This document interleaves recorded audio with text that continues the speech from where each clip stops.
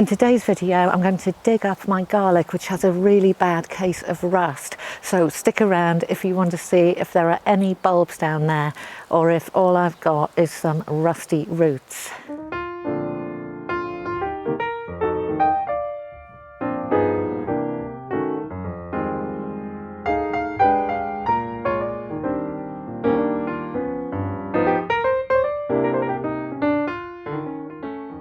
Hello everyone, I'm Susan and welcome to Growing Frugal.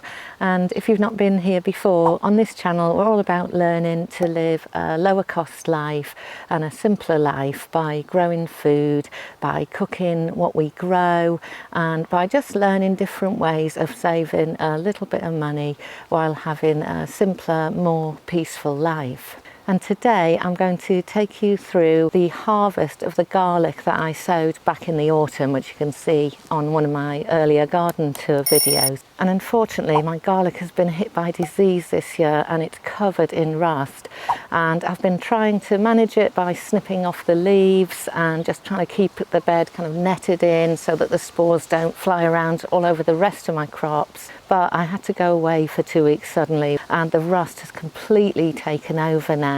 So let's dig them up and see what there is and see what's salvageable, and then work out the best way of making the most out of what we've got, rather than throwing a tantrum and throwing them all in the compost heap.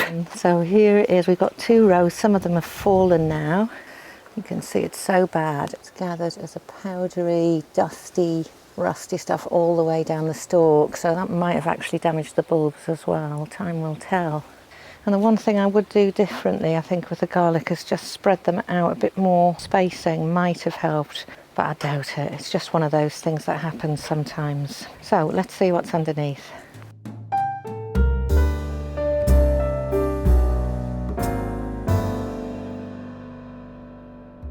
So to harvest, it's best to harvest on a dry day, and ideally when it's been dry for a good few days or weeks in this case. And what I tend to do is then just sort of brush the soil away and see how dry this is. And now I can see where the bulb is. Now this is a little diddy one, but sometimes they're absolutely huge, and what you don't want to do is to stick your fork right through the bulb itself. Not much chance in this case.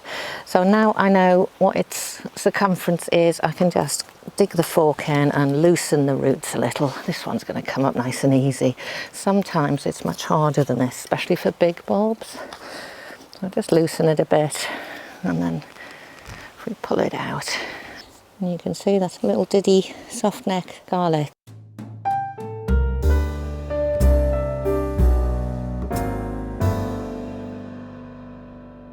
So this first row I planted on the 30th of October, garlic tocciolari.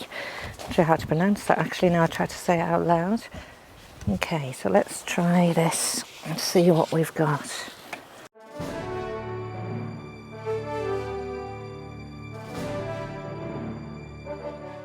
See the moment of truth. Oh, can't quite tell whether there are cloves under there. Actually, that's a lot better than I was expecting. They're quite small compared to last year's, but they don't look too bad. I think they have got cloves. So if they haven't got cloves, they're going to be wet garlic or green garlic. We'll let those dry off, and actually I'm pleasantly surprised. Now this one here, this was from my harvest from last year, so this is the home garlic. So I planted one of them that was left from last year on the 30th of October. Don't actually know what the variety was, but I know it's a hardneck garlic because it threw up what's called scapes. So I took those off straight away. So let's see what goes on here.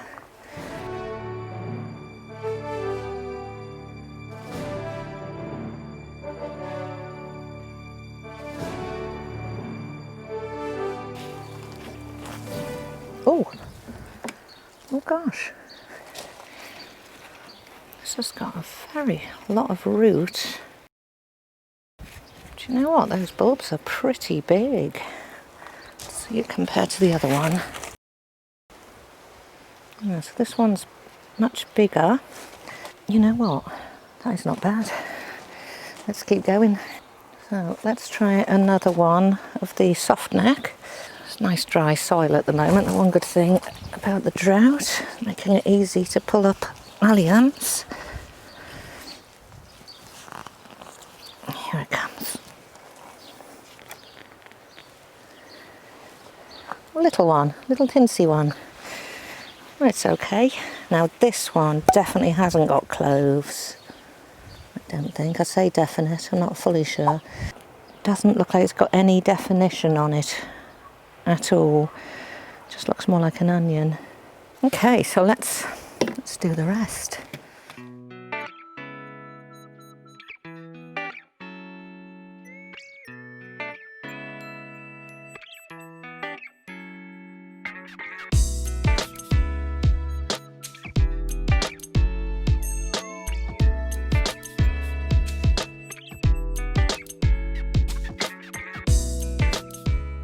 That's the whole harvest now. I've put these into my trug and I've lined it with some newspaper because I don't want to leave rust in the trug. So let's get them over to the garden table. Now normally I would leave all this foliage on while they dry out, but I'm actually going to snip off some of it now because I just don't want all this rust blowing around in the garden while I dry out the bulbs. So let's go do that. So let's see them all lined out. So here is the soft neck garlic, really small bulbs, some of them maybe not divided. And there is the hard neck garlic, which now has a soft neck. These are healthy sized bulbs, but I am worried about the storage of these because the necks are completely loose. I don't know. So I'll be doing a bit of Googling on that and seeing if people can advise me. If you know, please let me know in the comments. So there they are. Given that the foliage is almost entirely rust, I'm actually quite pleased with these. And normally I would leave these out to dry with the foliage on, but I'm afraid I'm going to have to risk taking a lot of it off because I don't want these mould spores blowing around the garden. So we'll do that now. I'm going to just take the secateurs to them and chop them further down and then let them dry out in the sun, hopefully for a few days. So quick update, here we are at the end of July, the garlic is all dried out and you'll never guess what, every single one of those tiny little bulbs did have cloves, so none of them were wet garlic, they're all storing well and what a fantastic result. So never give up, despite the rust, I've actually got a harvest and that makes today a good day.